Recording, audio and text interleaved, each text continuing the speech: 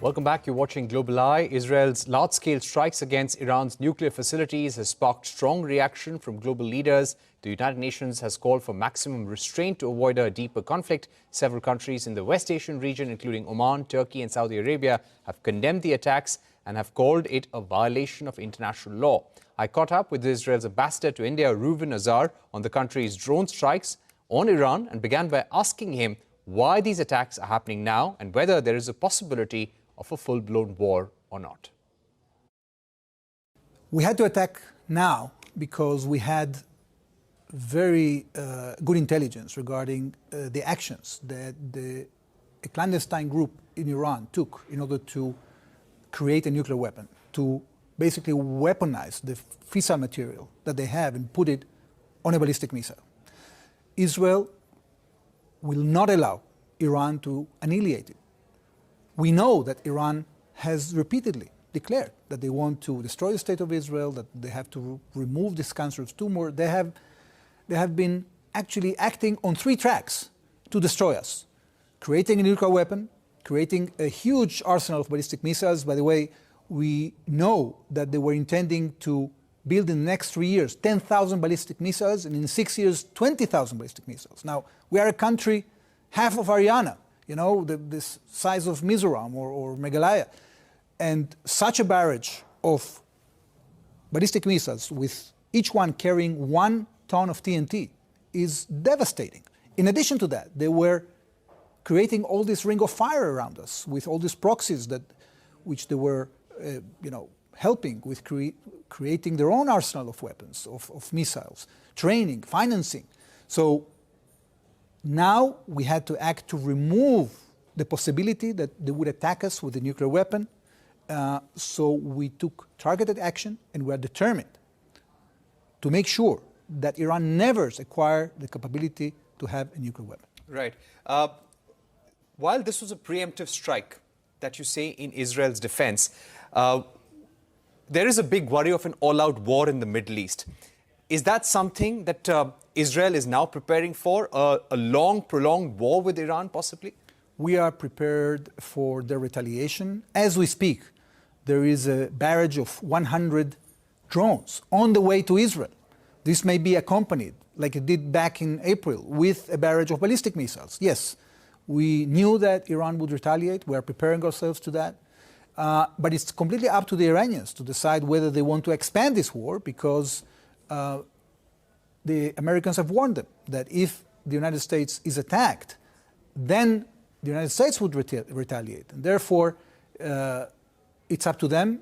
We have an interest just to neutralize the threat. The Iranians have to understand that once they have caught red-handed, not only by us, by the IAEA, that has declared that they are in non-compliance of the safeguards agreement, they have to renounce what they call the right to enrich, because they have cheated the system. They are no longer entitled to enjoy rights as regular nations, because they are manipulating the world and they are using this capability and threatening to annihilate other countries. Right. I'd like to ask you about the impact on energy prices. What Iran can actually do is not just retaliate against Israel specifically, but send a message to the entire world by possibly stopping or closing the Strait of Hormuz. And we've already seen oil prices jumping this morning, a 9 to 10% hike in oil prices. What's going to be your response to concerns around what may happen to the Strait of Hormuz and how Iran may react there?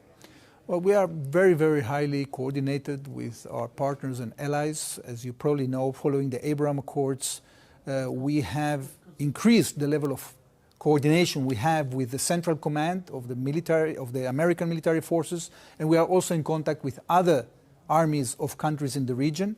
They are all in a state of alert, and I think that the Iranians will do a huge mistake if they decide to attack additional countries in the region. Right. And in case they close down the Strait of Hormuz, what will be Israel's reaction then, sir?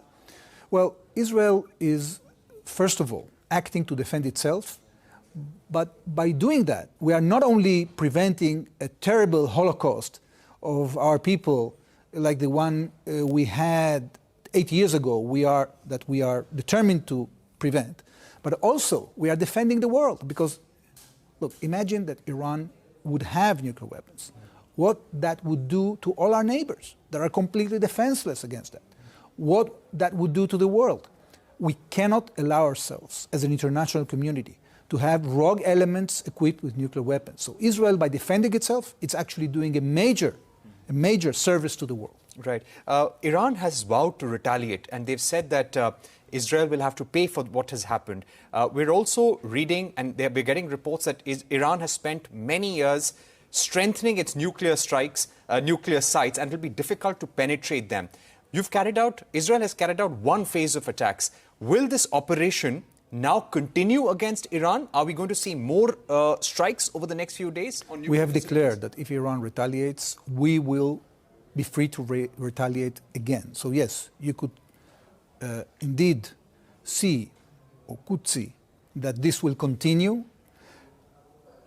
The Iranians have invested tens of billions of dollars, even more than that, in creating this monstrous genocidal capability. And we have the responsibility to prevent it, to remove it, to neutralize it. And therefore we've been acting the combination of tools, not just military tools, but intelligence tools and capabilities we have developed throughout these years. Because when somebody claims that they want to, or declares that they want to exterminate you, you have to take it seriously. Unfortunately, many countries in the world are repeating the mistakes that were done almost 100 years ago when there was such a fascist regime emerging in Europe. Then they tried to prevent war in any way, and the result was the biggest war in the history of humankind that cost 60 million lives. So we cannot wait for that to happen again. We have responsibility. I think we are not the only ones having that responsibility, and therefore we're expecting support. We're enjoying very good coordination. We are in sync with our American friends, and I hope that through this joint effort, Iran will understand that it has to renounce this mode of action. Right. President Trump said he did not want Israel to target Iran as U.S. negotiations on a nuclear deal continue.